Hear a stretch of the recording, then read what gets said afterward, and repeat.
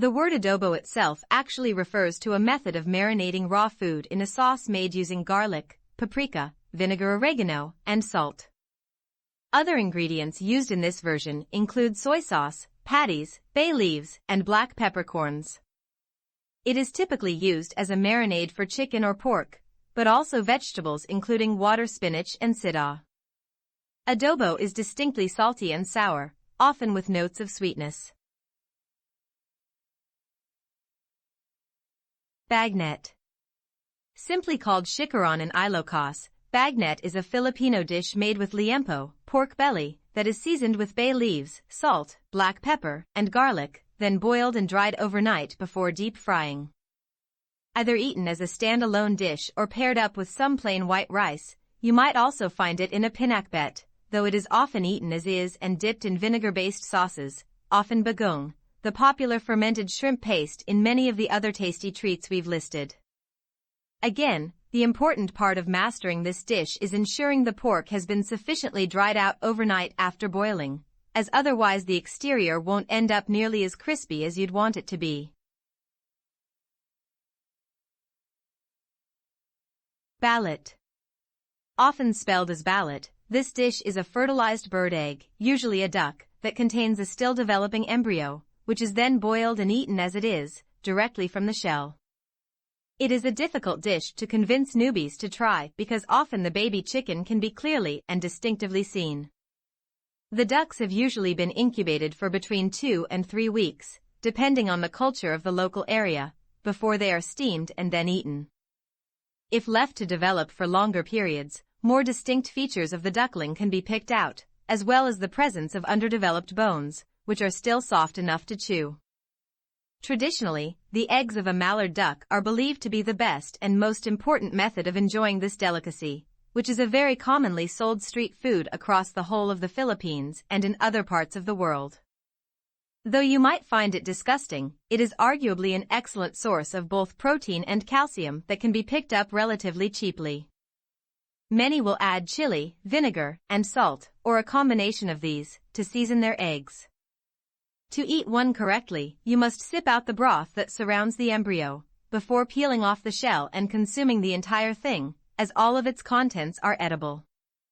It's possible that depending on the age the egg was matured to, you might wish to dispose of the albumin, which can become rubbery and unpleasant to eat after a while.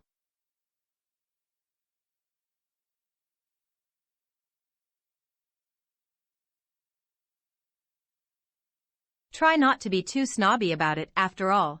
France did it first when they started serving frogs' legs. Again, it's not necessarily everyone's cup of tea, but nobody's making you eat it. You asked for suggestions. Another dish with history in Pampanga, betuda, actually originated as a specialty dish there.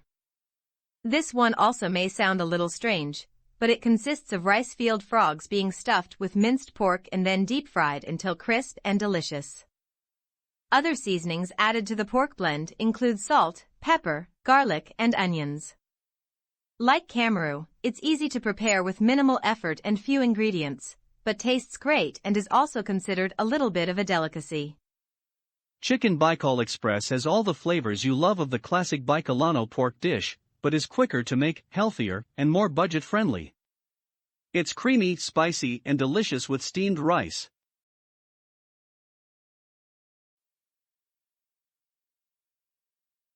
Chicken inasal.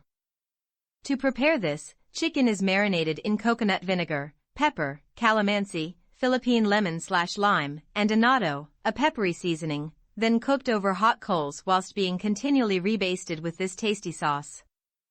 Once cooked, it is served up with rice, more calamansi, chicken oil, soy sauce, and sinamak vinegar, a distinctive form of the acidic condiment that has been further infused with chili peppers, langkawas, a type of ginger, and garlic.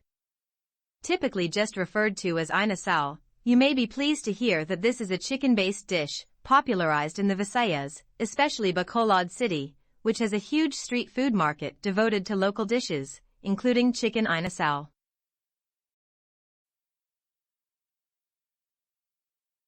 Crispy patta. Back to dishes that you might not immediately want to try, and we have crispy patta, which is a deep-fried pig knuckle served alongside a dip made with soy sauce and vinegar. The trotters are slit open in 3 places and then placed in a deep casserole dish alongside a handful of bay leaves, salt, garlic, and black peppercorns, which is then filled with water until the pork has been completely covered. This combination of ingredients is brought to a boil and should then simmer for approximately an hour, maybe more and maybe less. When it feels nice and tender, if you jab it with a fork, then you're probably done with this first step. All of the pork is then removed and allowed to cool down, before being completely dried using paper towels. Then it will be thoroughly seasoned with more salt, pepper, and garlic, before being secured in saran wrap and frozen until the next day. Although it's a lengthy process, it's absolutely worth the wait. Once done in the freezer, the knuckles will then be deep-fried, from frozen, which is very convenient, until crispy, golden brown and delicious. As mentioned before, they're usually served up with a dipping sauce made with sugar, soy sauce, vinegar, and other seasonings to taste, which vary depending on the region. It's essentially a slab of tender pork meat, coated in crispy crackling. Using beef shanks and bone marrow, bilalo is a delectable dish originating from the southern Luzon region, specifically in Cavite and Batangas, where they use freshly slaughtered beef from the provincial farms. The collagen and fat from the bones melt into a delightful broth, which is mixed with the meat and added vegetables including peche, scallions, garlic, fish sauce, onions and ginger. You may also use taro, a root vegetable, carrots, or potatoes if you wish. Though it's served piping hot, it's enjoyed in all weathers, and it can be picked up from all manner of restaurants and street vendors. In Filipino cuisine, kamru refers to mole crickets. It is a bug-based delicacy that sounds far more intimidating than it actually is. Especially popular in Pampanga, the wings and legs of the crickets have been removed to make them easier on the teeth. Combined with labuyo chili with salt, pepper, and tomatoes with sautéed garlic and onion, thoroughly washed kamru are then simmered for around 5 minutes before some vinegar is added and boiled off for some sharp acidic flavor.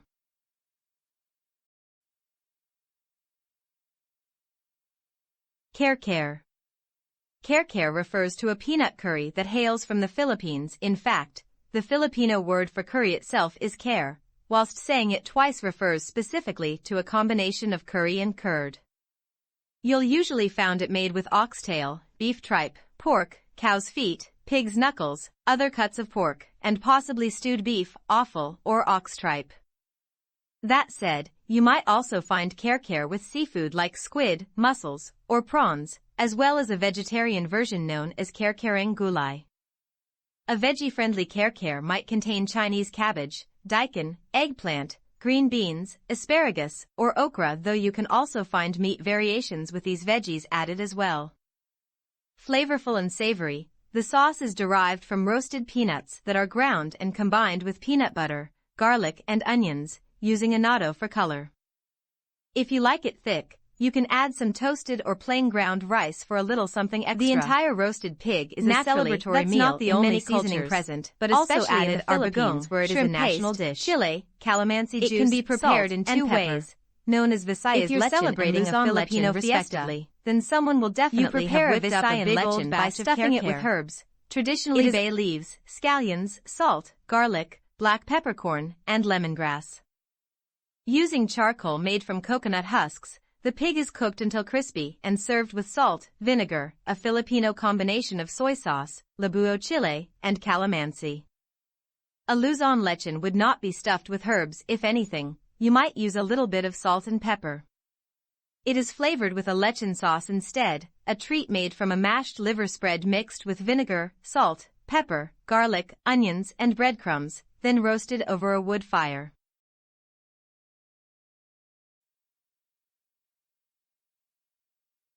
Balot.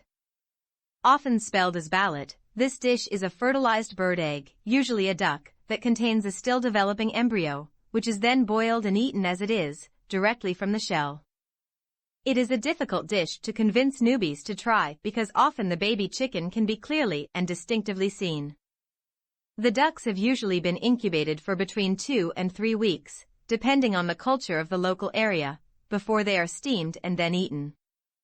If left to develop for longer periods, more distinct features of the duckling can be picked out, as well as the presence of underdeveloped bones, which are still soft enough to chew. Traditionally, the eggs of a mallard duck are believed to be the best and most important method of enjoying this delicacy, which is a very commonly sold street food across the whole of the Philippines and in other parts of the world. Though you might find it disgusting, it is arguably an excellent source of both protein and calcium that can be picked up relatively cheaply. Many will add chili, vinegar, and salt, or a combination of these, to season their eggs. To eat one correctly, you must sip out the broth that surrounds the embryo, before peeling off the shell and consuming the entire thing, as all of its contents are edible. It's possible that depending on the age the egg was matured to, you might wish to dispose of the albumin, which can become rubbery and unpleasant to eat after a while.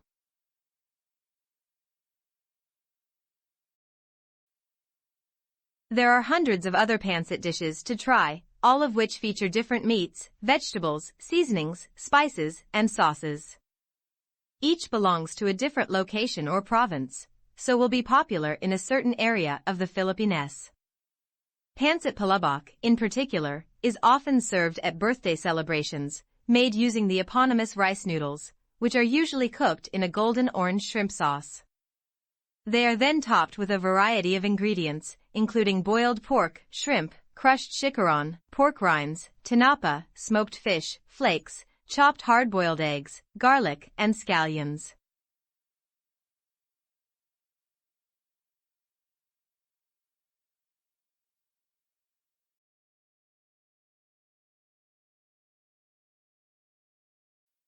In the mood for a stew or soup?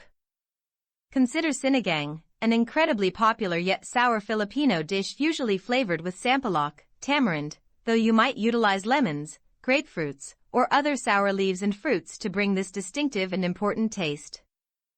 Taken from the Tagalog word sigang, which means to stew, it will typically feature pork, beef, chicken, shrimp, or other seafood, which is then stewed up with tomatoes, garlic, onions, and whatever sour ingredients the chef has chosen. Common extra additions include taro, okra, radish, water spinach, and eggplant. The majority of Filipinos will add green long peppers to their sinigang too, which adds some zest and spice for an enhanced flavor. There are plenty of variations on sinigang regionally, including sinigang sa miso, which as the name suggests, uses miso to bring a savory umami flavor, typically paired with tamarind. Other popular swapsies include sinigang sa bayabas, which lends guava for its sour fruit, as well as sinigang sa manga, a dish soured up using unripe mango. That's one way to get rid of fruits you don't need.